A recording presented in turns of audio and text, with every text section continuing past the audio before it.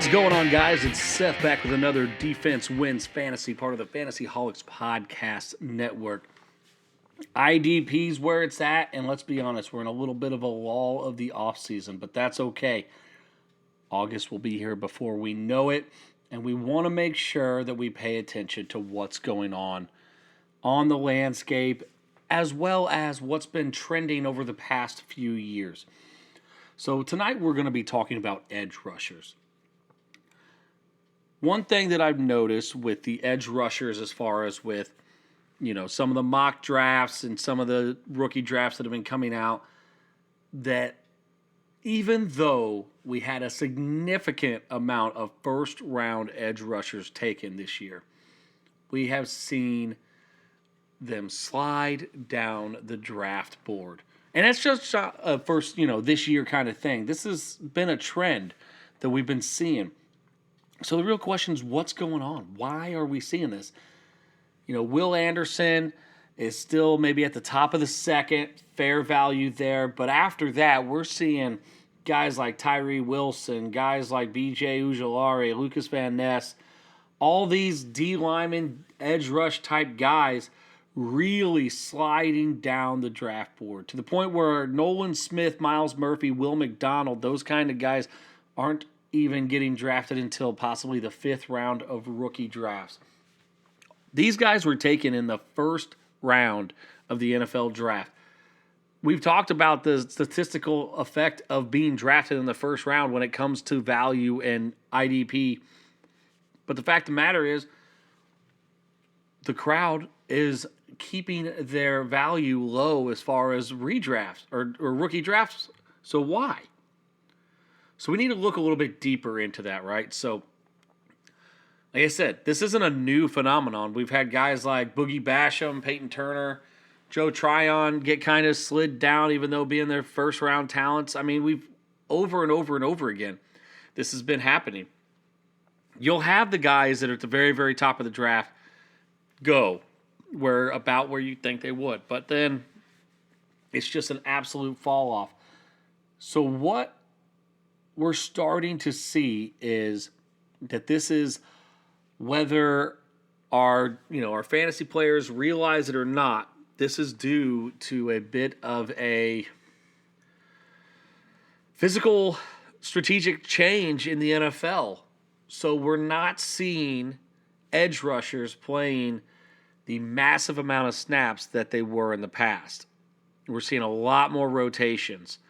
We're seeing a lot of teams that are going with 5, 6, maybe even 7 edge rushers getting significant snap percentages. The classic 2 starters and having a little bit of reserves is all but gone. I mean, there's still a few teams that go that way. You've got the Vikings, the Steelers, the Bengals, and even the Panthers have still done that, but with Panthers getting a new, regime in there, that might go away this year as well. But they've really, as NFL as a whole, has started to embrace the deep rotation even more. And after this last season, where the Eagles had that really deep rotation and just dominated the defensive line of scrimmage, I expect us to see even more of that kind of push towards many playing the snaps rather than the high percentage amount of snaps that we used to see from the D linemen. But it's hard to kind of see this as data, right? It's hard to really understand what's going on until you get a little bit more longevity of some of these trends. I mean, we haven't had a guy play over 1,100 snaps on the D-line, edge guys, since 2013. We've had some getting over that 1,000 snap mark as of last year. We've had, some, but it's not anywhere where it used to be. So if we kind of look at that, 2006, we had 5 edge rushers that were over 1,000 snaps. 4 in 2007, again now to 6 in 2008. We look at 2022. and we had one. Granted, it was Max Crosby. He had 1,082, which was more than the 1,050 that the top guy had in 2006 rather. But you even look that, we even saw like a spike of guys in, 13 and 14 where we went all the way down to 7 players over 1,000 snaps. But since then, it has been falling. And in 2021, there were no edge rushers over 1,000 snaps. 2022, there was one edge rusher over 1,000 snaps, as I said. But it's a more serious thought than that. Why? Everybody should know we started playing 17 games in 2021. They're playing one more game and not even getting to the amount of snaps that we were seeing in years past. The rotation is real. And it's significant when you get down the list a little bit from, even just the top guys. So that begs to ask the question, what do you do?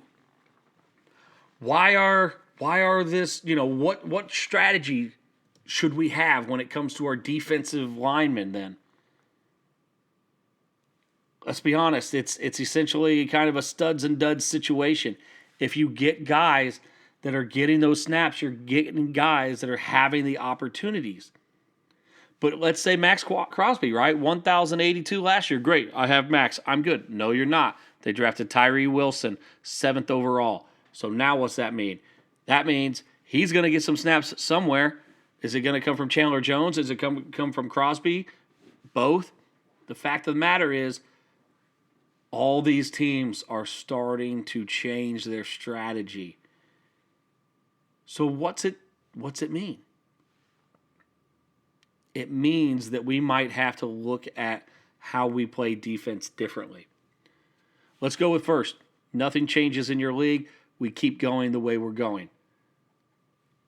This is going to turn the defensive end, the edge rusher position, into a very much like a tight end type position where you're going to have 1, maybe 2 to 3 guys that are extremely relevant, and then you're going to have a bunch of guys that are mediocre kind of in the middle.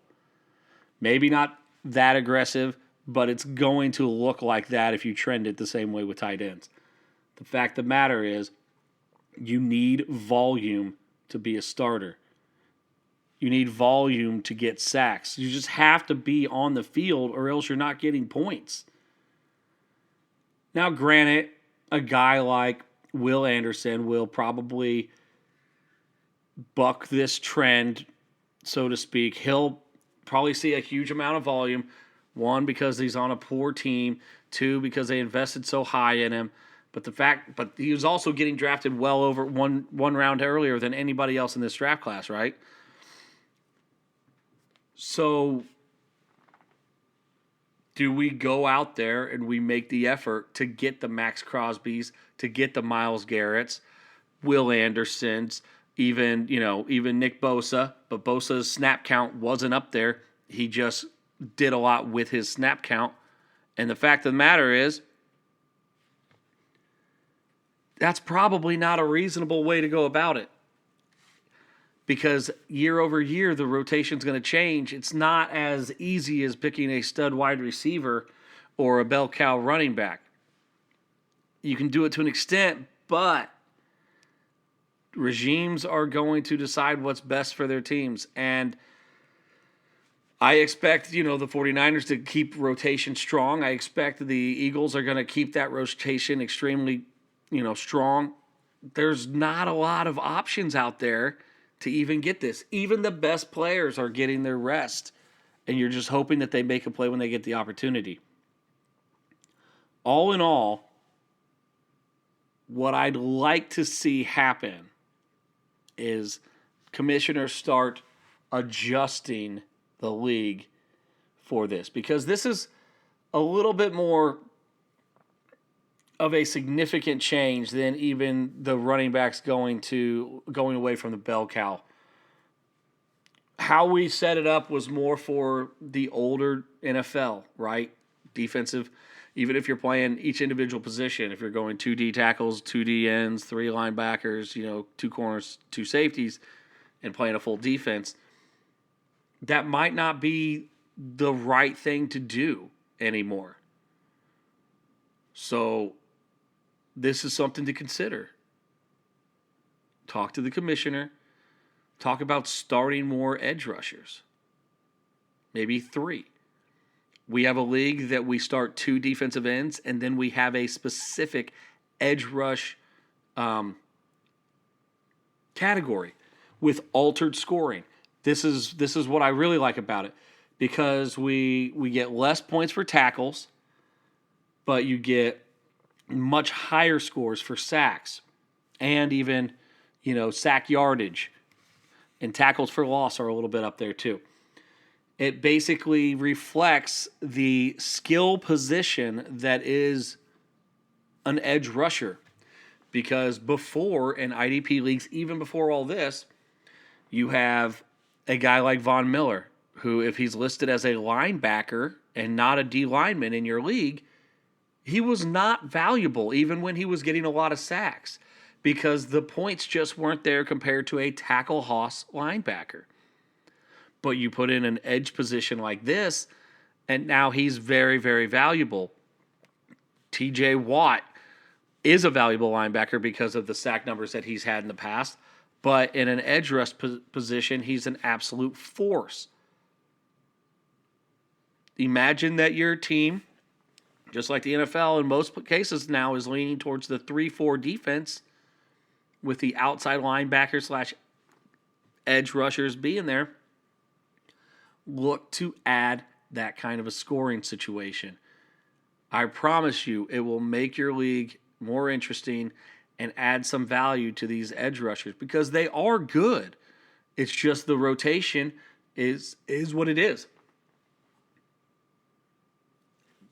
The fact of the matter is, we have a lot more fun with that position. It's a strategy piece.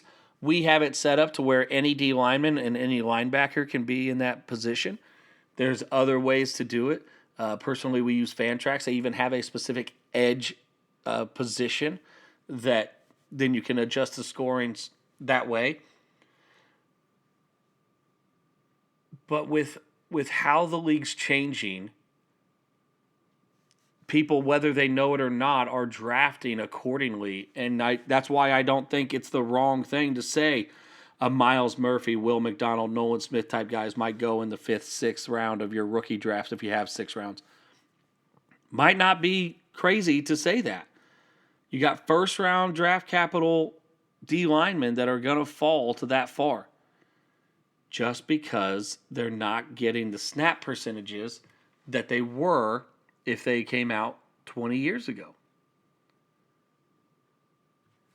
Now, I say all that to say that you should still draft Will Anderson early, because it's going to be good.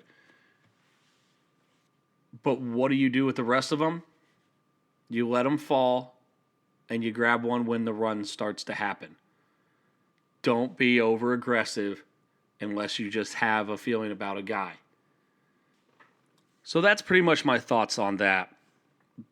Now, I did get a question this week regarding overall IDP rankings. So we're going to get into that a little bit later on in the summer, but we're going to go ahead and go over my conditional, because it's early, top 5 that I have for next year. Number 1 is Foyesade Oloken for the Jacksonville Jaguars. Listen, 2 years makes me a believer.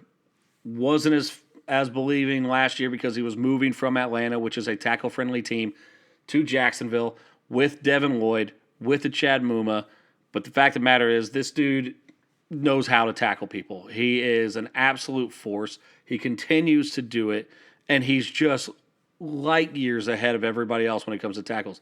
Will Devin Lloyd and Chad pick up the slack this year and kind of hopefully not have that rookie wall that Lloyd hit? Yeah, probably. That's not going to stop Foyesade. I mean, it's just going to happen. He's going to continue to dominate every facet of the game. So he's my number 1 IDP player coming into this year, followed by Roquan Smith of the now Baltimore Ravens, formerly of the Chicago Bears. The fact with Roquan is he had a bit of a lull when he first got to the Ravens. Was killing it with the Bears, moved to the Ravens, had a bit of a lull trying to learn the defense, but then he picked it up strong. This guy can cover, he can sack the quarterback, he can intercept the ball, big play ability, and then he also gets the tackles to keep that high level consistency. He's going to dominate in this Ravens defense in his second year, really year and a half into it.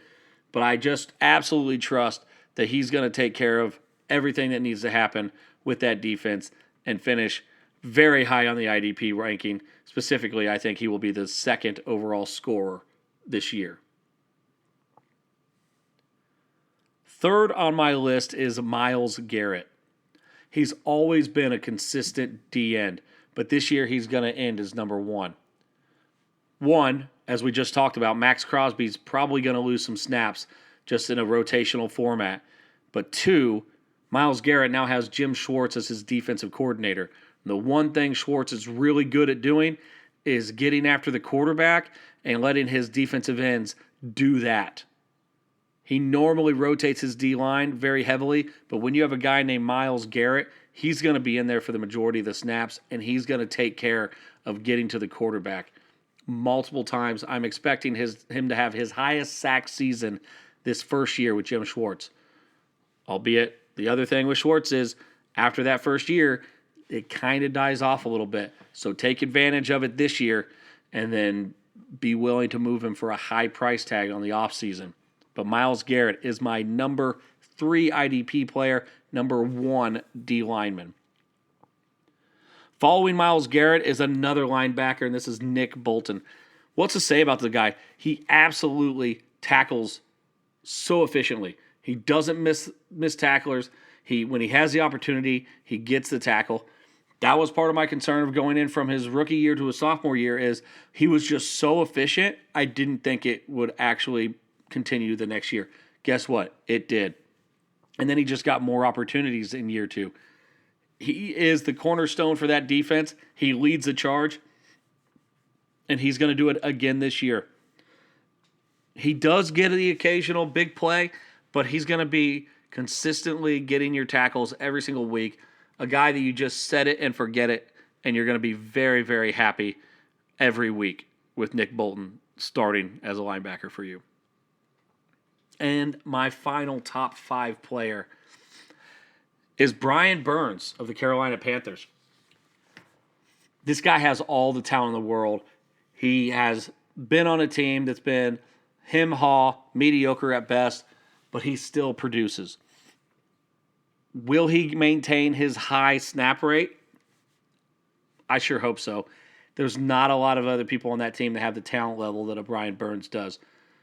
I think this is his breakout season, and I called Max Crosby's breakout last year. This is what I feel like could be Brian Burns. This could be the opportunity for him to showcase himself to the league. He's got a new head coach. He's got the opportunity to come in, guns blazing, and set himself apart from the rest of the defensive players in the NFL and put himself into a nice spot for a significant payday. He's just absolutely fantastic at getting the tackles, but the sacks, even batted balls is one of the things that he does extremely well. So Brian Burns, I think, is going to fly up the IDP scoreboard this year and really take home a significant chunk of the fantasy points. Now, as I said, this is just my top 5. I know it's a brief kind of overview, but I wanted to give you guys a little bit of a taste of where I'm trending with my guys. It's off season, make some trades, get some of these guys on your team before people start realizing how good they are when the season starts. You could have got Max Crosby for a pretty good discount last off season. Brian Burns could be that this year. Although most people know he's pretty good, but once again, it's one of those, he's good, but he hasn't been fantasy elite. This is the year that he's going to make that jump. So as we go into the summer, we're going to start diving into individual teams. We're going to start talking about that stuff. We're going to have another mock draft. The fact of the matter is that we got to keep our nose to the grindstone. We got to keep looking at all the integral parts that is IDP. Like I said, tonight was a weird topic, right? We're talking about stuff that seems a little obscure, but it matters. And it's more of, should we change our league? I don't know. But if you're not going to change your league, you need to be looking for some of these stud players. The 4 teams last year that played their D linemen the majority of snaps were the Steelers, the Vikings, the Bengals, and the Panthers. Steelers, no change. Bengals, no change. Panthers, complete new defensive and offensive, really just a whole new regime there. And then the Vikings have a new defensive coordinator in Brian Flores. So what is that going to look like? A lot of blitzing if it's anything like Miami. But in Miami, you didn't get the most beneficial aspect from your D linemen. You had some good seasons by Agba, but even those were 9-sack seasons. It's going to be interesting to see. 2 of those you can kind of bank on. 2 of those might fall by the wayside with everything else. So keep aware of what's going on. One thing you can check is in preseason, how are they rotating people through? It's not going to tell you a ton, but it's going to tell you a little bit, even with the backups. If you see them rotating every 2 or 3 plays in and out, then you know that that's the strategy they're probably going to maintain during the season with their higher level players. Just be aware, do your homework, and we'll continue to bring championships home. Because offense is fun, but defense wins fantasy. We'll see you next week.